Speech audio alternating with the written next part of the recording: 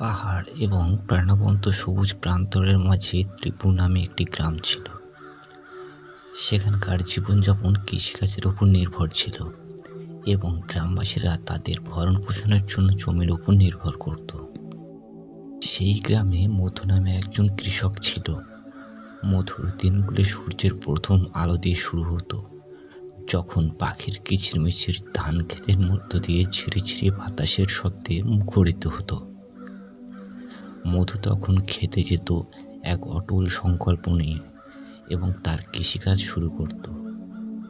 মধু সেই সমৃদ্ধ মাটিতে ফসল চাষ করত এবং ফসল তোলার আশায় দিন গুনত। ঋতুর পর ঋতু মধু যখন তার জমিতে অক্লান্ত পরিশ্রম করেছিল, অমলভাবে তার ফসলগুলোকে ছোট বীজ থেকে শুরু করে ফসল হওয়া পর্যন্ত লালন পালন করেছিল। রোদ হোক বা বৃষ্টি, তার জন্য সে অটল ছিল। তার পথে আসা বাধা বিপত্তিকে সে হাসি মুখে জয় করেছিল, কারণ মধু জানত যে তার শ্রম কেবল নিজের জন্য নয়, পুরো গ্রামের জন্য। গ্রামবাসীরা মধুকে তার উৎসর্গ ও কঠোর পরিশ্রমের জন্য সম্মান করত, কারণ তারাও তার উৎপাদিত ফসলের উপর নির্ভর করত। এক শরৎকালে গ্রামটি এক অভূতপূর্ব বাধার মুখোমুখি হয়। একটা বিশাল কালো মেঘ গ্রামের মাথার উপরে আছড়ে পড়ে এবং একটি প্রচণ্ড ঝড় গ্রামটির দিকে এগিয়ে আসে। কৃষকদের অক্লান্ত পরিশ্রমে তৈরি হওয়া ফসল নষ্ট হওয়ার মুখে পড়ে যায়। বৃষ্টি অবিরামভাবে পড়ার সাথে সাথে গ্রামে আতঙ্ক ছড়িয়ে পড়ে। গ্রামটার উপর অন্ধকারে এক হতাশার ছায়া পড়ে এবং প্রবল বৃষ্টিপাত শুরু হয়। এই বিপদের মধ্যেও মধু স্থির ছিল। সে তার সহকর্মী কৃষকদের এক জায়গায় জড়ো করেছিল এবং তাদের সকলকে একসাথে থাকার আহ্বান জানায়। অটল দৃঢ় সংকল্পের সাথে সবাই প্রতিশ্রুতিবদ্ধ হয় যে তারা একসাথে কাজ করবে এবং যতটা সম্ভব তাদের ফসলকে রক্ষা করবে। অবিরাম ঝড় বৃষ্টির মাঝে দিনগুলি সপ্তাহে পরিণত হয়েছিল এবং অবশেষে ঝড় থেমে গিয়েছিল। গ্রামটি বিধ্বস্ত হলেও তখনও পর্যন্ত ভেঙে পড়েনি। আকাশ পরিষ্কার হওয়ার সাথে সাথে মধু এবং তার সহকর্মী কৃষকরা জমির দিকে ছুটে যায়।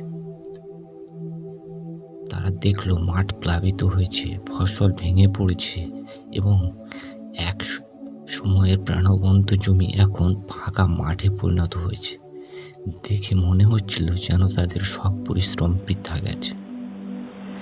কিন্তু মধু জানত যে সে এখন গ্রামবাসীদের হৃদয়ে এক স্থিতিস্থাপকতার বীজ বপন করেছে, যা তাদের একত্রিত করে রেখেছে এবং মধু তাদেরকে সম্মিলিত শক্তির কথাও মনে করিয়ে দেয়।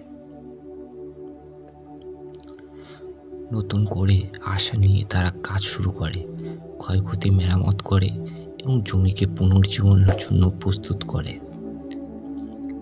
একসঙ্গে তারা গ্রাম পুনর্নির্মাণ করে, একে অপরকে সাহায্য করে।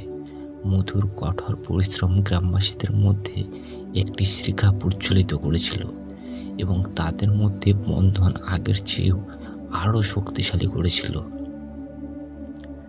ধীরে ধীরে কিন্তু নিশ্চিতভাবে ত্রিপুরের স্বাভাবিক জীবন ফিরে এসেছিল, কারণ এক সময়ের অনুর্বর মাঠে এখন ফসল ফুটতে শুরু করেছিল।